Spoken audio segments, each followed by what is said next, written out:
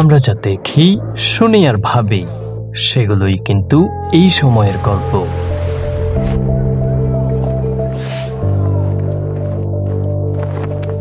তাই আমি চাই এই সময়ের গল্প বলতে, আমার মতো করে।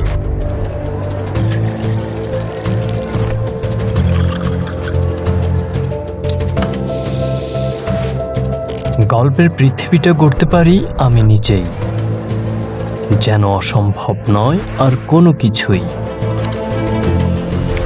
গল্পগুলোকে সাজাতে পারি নিজের ইচ্ছে মতো, আর হারিয়ে যেতে পারি যেন শব্দের খেলায়। আমার দুনিয়া তাই আমারই রঙে রঙিন, সবকিছুই এখন হাতের মুঠোয়, কারণ শেখা সম্ভব এখন ঘরে বসেই।